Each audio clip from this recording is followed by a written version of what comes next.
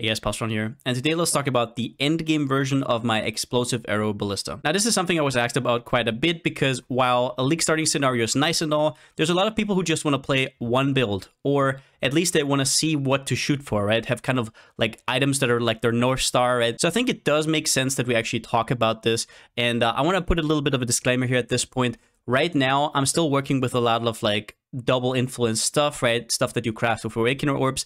But with how the new implicits shape out to be probably insane, I actually don't know if a lot of these items will stick. So 3.17 will bring a whole slew of new implicit modifiers. And these are on top of the modifiers that you can already have in your item. And just to clarify, you cannot put this on an already influenced item. So this has to be an uninfluenced item. So that's why I'm saying you will kind of have to decide whether you want influence gear or you will want the two implicits. So basically you're going to have like items that actually have 8 stats, right? Whereas on influenced items, you would have 6 stats, and 2 of them could be very good because you can use Maven Orbs, you can use Awakener Orbs. So we'll still have to see where it's going to be better, where it's going to be worse. But what I've seen so far, these implicits seem kind of crazy.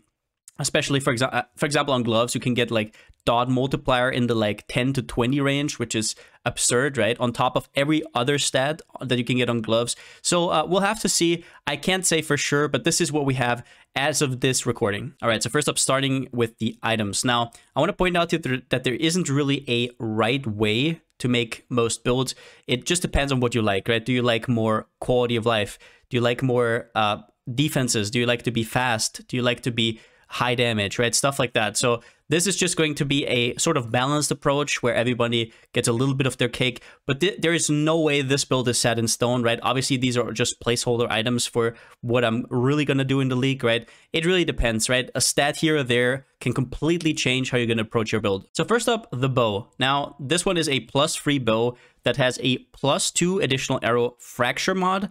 And you basically throw on Shrieking Essences of Greed until you hit the +1 on top of the +2. And then you have to reroll Harvest until you get the T1 attack speed, right? And then on your third suffix, you craft on the Fire Dot Multi. Now, if you don't have a Fracture +2, don't even think about getting +2 on your bow. It's never going to happen, right? What you can always do, so in endgame, in my opinion, you want some form of +2 arrow, right? You're going to have so much damage, you might as well sacrifice some to get a little clear, right? Like, we're sitting at 22 million Ignite DPS, which is just ridiculous, right? So if you have Rain of Splinters, you just socket in Rain of Splinters somewhere here, and then you go for a different bow. And I say this because getting a +2 fracture is extremely expensive, right? We're talking like 50x just for the base item. On top of all you have to craft. So you can also go, for example, and try to get like +3, then an attack speed roll, and then multi-mod on fire damage is extra chaos damage, since chaos damage also ignites, we're an elementalist, and get the Fire Dot Multi on top. As for the quiver, I don't really know how hard it is going to be to get +1 arrow in the suffix, because now you can actually get +1 arrow in the suffix. Something I want to mention here right now is you don't want to just have +1. You need +2, because otherwise there's it has a weird fork, right? It shoots like a fork. So your totems can actually miss really easy. But if you can somehow get +2, for example, with a synthesized +1 arrow base, and then you'll also get +1 in the suffix, that will also alleviate out of Rain of Splinters or any fractured mods here. I actually didn't go as overboard here. We just went for a accuracy implicit, which is extremely important. And you want as much dot multi as you can. You want attack speed, you want life, you want elemental damage with attacks, right? The cold damage isn't really necessary if you have a Blizzard Crown. You just need some cold damage somewhere, either cold or lightning, right, to activate your elemental equilibrium. But it's also a little bit more damage, so it's nice to have. Overall, you can definitely do better than this, but from trying to craft double dot multi with life, attack speed, stuff like that, it's very, very hard to do. And at that point, you might as well invest into, for example, a +1 synthesis quiver and just go all in, right? So I just went with this for now. Now, next up, as for our helmet, we have a Blizzard Crown here. And Blizzard Crown is very nice because everything you have does ignite because you're an elementalist, right? Up here. All damage ignites. So Blizzard Crown is just free damage in the implicit. That being said, once again, I don't know what new implicits will be on helmets, so maybe there's actually something better. Also, another point is I'm actually not 100% sure if you can craft this anymore, because there seems to not be another way to get actually an 85 Blizzard Crown anymore, which I might be wrong about that. Right now, it seems kind of sketchy, but yeah. So just put this in here for now. This is what you would want if everything stays the same. Kinda, you would want like life, which is probably just going to be crafted life, or you're going to craft the fizz damage taken as fire, and then you want to Awakener Orb, 2 Maven mods, and that's going to be -12 fire res, and nearby enemies take increased elemental damage. I wouldn't be surprised though if the new implicits are just crazy and Blizzard Crowns might just be a thing of the past. Just make sure that if you don't run Blizzard Crown anymore, that you still have cold damage or lightning damage somewhere. Now, as for body armor, so you can see I actually have no influence on my body armor, and that's because this is a temple chest.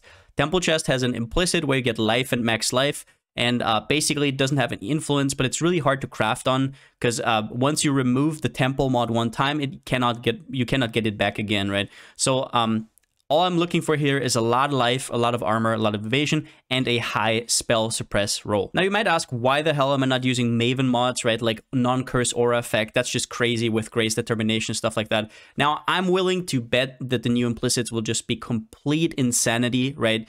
So you cannot put the implicits on influenced items. So I'm pretty sure that something like a temple chest will just be crazy, and you just get 2 good implicits, and that will probably just outweigh anything you can do on a double Awakener, like a double Maven Orb chest. Now, next up, let's talk about the gloves. And your GG here would be getting attack speed, getting accuracy, getting spell suppress, and then also some life. Maybe you have some space for armor and evasion and increased damage. And after that, you can work with the new orbs to also get Fire Dot Multi, which I saw. They showed off 18% Fire Dot Multi. I don't think that's going to be T1 red, so it's probably going to be 20 to 25. I put in 20 for now, just so you're not wondering. And there's obviously also going to be a second one, which we don't know about just yet. Now, overall, getting accuracy on this might be a little rough, especially T1 red. But basically, all you have to adjust here, you still have some mana to work with.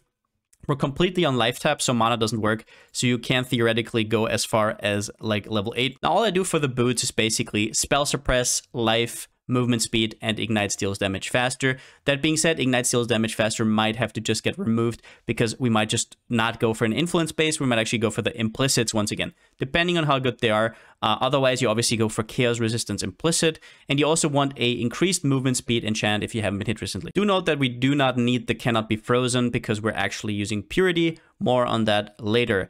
As for Emmy, we have to anoint Watchtowers. Now, this is kind of a weird one because I don't actually know how hard it is going to be to craft these. Path of Math made a very nice crafting video with how to still make +2 skill gems. Also, you'll probably not want to go for dexterity. You'll want to go for just straight up +1 to all skill gems and then fire skill gems, right?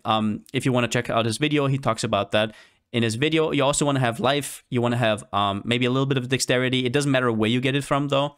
And you want to have totem placement speed craft, which is going to make the build feel a lot better. Also, just so you're not confused, I put in 60 life here. The rest is from the catalyst. It's 60 because that's what you're going to get with a veiled craft. I am very well aware that it's going to be almost impossible to get like a T1 life roll with double +1. Then we have our first ring, which is going to be just a ring to shore up some life issues, right? We're going to go for Vermilion with a T1 life roll, and then we go for life for Fertile Catalysts, right?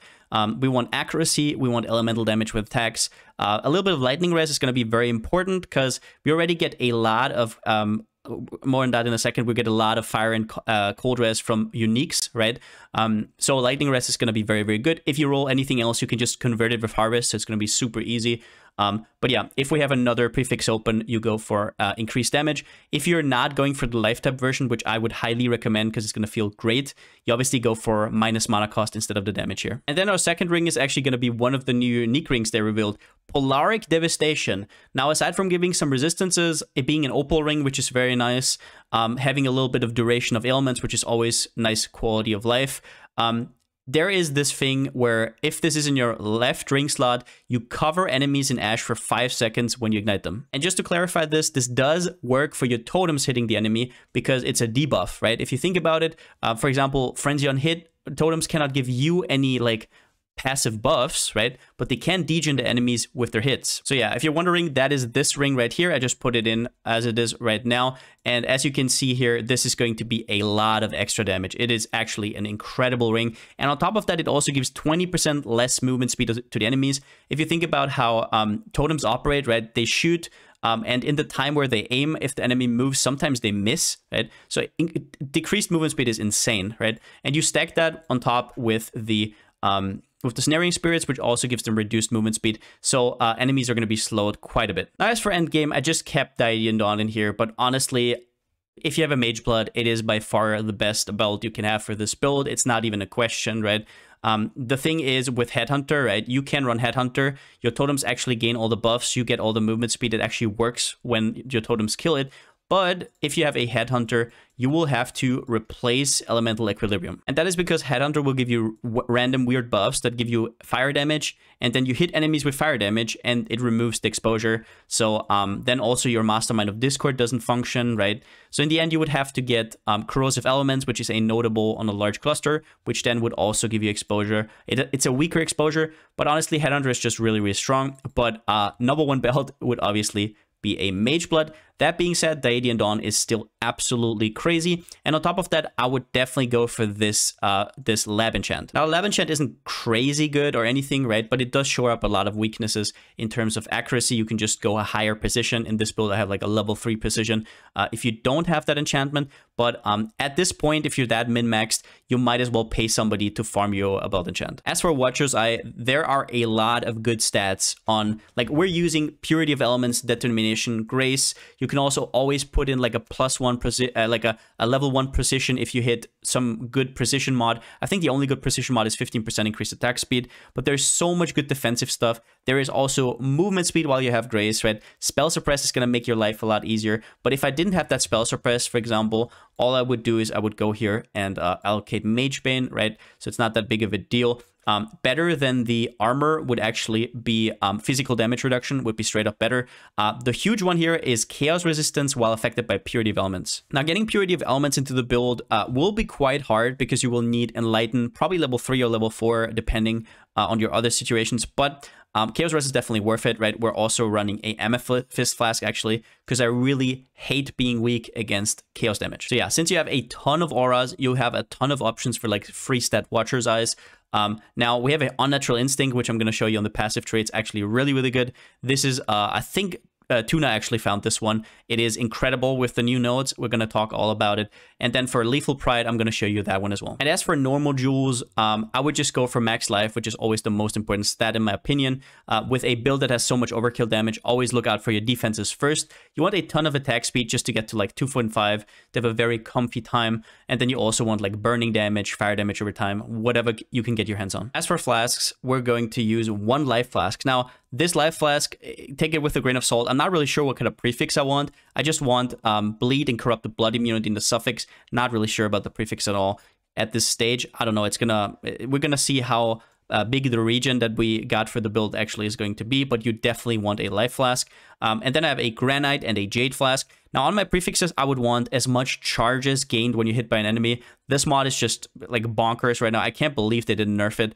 And on our suffixes, so we're also using a Quicksilver and a amethyst flask. Amethyst is just because I like having good chaos res. Maybe it's just me. Like even with it, it's not like great, right? You can definitely itemize for it more, and then replace this maybe. I didn't really know for what, because we already have phasing, so Quartz Flask a little bit but maybe if you also need the spell suppression, you just go for Quartz anyways. And then for the suffixes, we want increased armor, increased evasion, regen. This is actually a crafted mod that you have to unveil, or you just buy the craft from a crafter, right? And then you have the movement speed. Now, as for the main setup, we have now Awakened Gems, right? So Awakened Deadly Ailment, Awakened Burning Damage, Awakened LA Damage with attacks, all huge. Now, I also opted to actually go for Life Tap, and that's strictly because in an endgame version of a build, I'm fine with sacrificing a bit of damage for comfiness, right? We have overkill damage. We can go for a comfy playstyle and not having to pay any mana. Never like having to press a flask or something for mana is just too nice not to have. It also gives us so much leeway in terms of auras, right? We have more to reserve for our precision, so there's less like struggle to get our accuracy going. So Life Tap overall is just really, really nice to have. Something I want to mention here is Swift Affliction is actually kind of a non-start. So this is actually not that good, right? So here's the problem. Awakened Swift Affliction is a ton of damage, but reducing your ignite duration is something you have to be wary of. And while we're on that topic, I also want to talk about Replica Amber Wake. So the thing with ignite duration, right? A lot of people use this ring, which is one of the biggest noob traps you can fall into. Never use this ring unless you have like absurd amount of duration. The thing is, right now we have round about a 3.3 second ignite duration. And if you think about when you kill an enemy, right, it leaves a corpse on the ground that prolifes towards enemies. Well, if that ignite lasts like 0.5 seconds, it's not going to prolif ever, right? But if it stays on there for like 2-3 seconds, stranglers are going to run in there, they're going to get killed off. So overall, it's just a very nice quality of life stat. As well as that, sometimes your totems die against the boss and they can't reapply ignite. So after a second, the ignite is over and now you do no damage, right? So overall, even though this looks really good on paper with like 20% more ignite DPS, it's never going to happen in real life. Also, it has no life. This ring is absolute trash tier. Now, for Awaken Swift Affliction, you could make a little bit of an argument. If we put in a Replica Ember Wake right here, for example, we can see that our duration is like what? Our duration is 0.24 seconds. So just, I mean, I don't think I have to tell you this, but I'm just going to put it here because I always see this on PoE Ninja, where people are just going for DPS. Just straight up, right? But yeah, Awaken Swift Affliction, you can maybe make work. It's a lot of damage. I'm not gonna deny that, but there is a lot of other good options. Now, as for our aura setup, we have a 6-link aura setup here with an Enlighten 4. We have Determination, Grace, Defiance banner, which are the absolute backbone. Actually, this should have some quality and maybe be like level 21. Absolute backbone of our defenses, right? Now we have Purity of Elements in here as well. If you're doing Simulacrum, you absolutely need this because of alternate ailments, right? Brittle, Sap, Scorched. But even if you aren't, right, not getting chilled, not getting frozen, to be fair, you could get Cannot Be Frozen on boots, but then again, that's another prefix being sacrificed. So I just think it's very nice. Also, the Res makes gearing extremely easy. You can go for so many damage stats without having to regret it. And precision is just there, like getting a little bit. I think without precision, I'm at like 97%. Yeah, it doesn't really do much. I just filled it in for now. And you can definitely make Vitality work if you want to. At this point, I'm very point starved. I'm going to talk about this region here. This is why I had to cut Vitality. And so basically what you can do is you can go for the Vitality has increased mana reservation efficiency. And then you also need maybe, I don't know, a little bit of mana on your gear. Or you need like, I don't know, you need to cut this for Grace reservation. And then you can go Vitality. In the end, it actually didn't feel like it was worth it. Then we have our Arcanist Flame Surge setup, just as you know it. Then we also have Molten Shell in here, and everything is supported by Life Tap. Once again, all the setups we have are on a Life Tap. After that, we have Flammability with Hex, Touch, and Frenzy, also on Life Tap, right? Now, obviously, you can also get Flammability on a ring, and then you have different gems to fill out if you want to, no problem. But Lightning Spire Trap, as always, is here to apply combustion. Once again, it has to be a trap. But we updated this actually from Ice Trap. Now Fire, I think Fire and Tuna had this idea. I didn't even think about going Lightning Spire Trap. It's actually very nice because it stays there for a little bit longer and it reapplies and stuff. It's really cool. So definitely better than just going Ice Trap and throwing once, right? Also on the Life Tap, as well as that Flame Dash is on the Life Tap, and you probably want to go for the Anomalous for the increased travel distance. Now, as for the passive tree, I want to reiterate, this is not set in stone. There's a lot of versions. You can cut this part, I'm going to talk about in a second.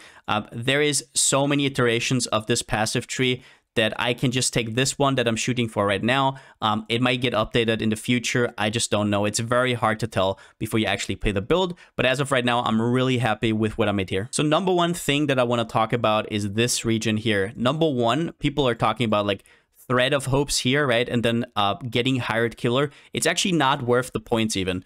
It is straight up better to just path here. You need the dex anyways. And it's just life. These are good notes, right? And then you're here with Harrier, you get movement speed, you get attack speed, which you really need. You get a jewel. So actually going for a Thread of Hope here is not worth. It's straight up not worth.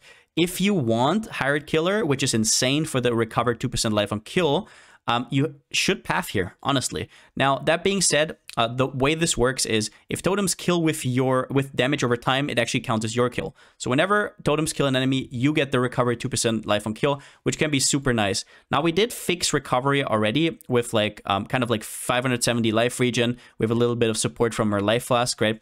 But having this on top is just going to make endgame a lot more comfy. That being said, this is a level 100 version, right? And if you don't, if you're like level 93, you're not going to be able to do this. So it's definitely not a must-have. It's just, I'm thinking that in endgame, I might as well go for the stuff that's the most comfortable, because at this stage, with this kind of gear, I will, like, everything will fall over anyway, so it doesn't matter. Now, other than that, something I want to point out is this mastery here that I took, which I didn't take in the original one. Now, we have more points to work with, so we have more like kind of freedom to take whatever we want. And I want the 10% less damage taken from damage over time. And the reason is straight up that working against degens can be huge in this game. You can have as much damage reduction as you want, armor, spell suppression. It's not going to work on dots, right? So you're going to get eaten alive by some of these bosses. Now, obviously, you are immune to Ignite, but you also are not immune to Poison, which can completely shred you, right?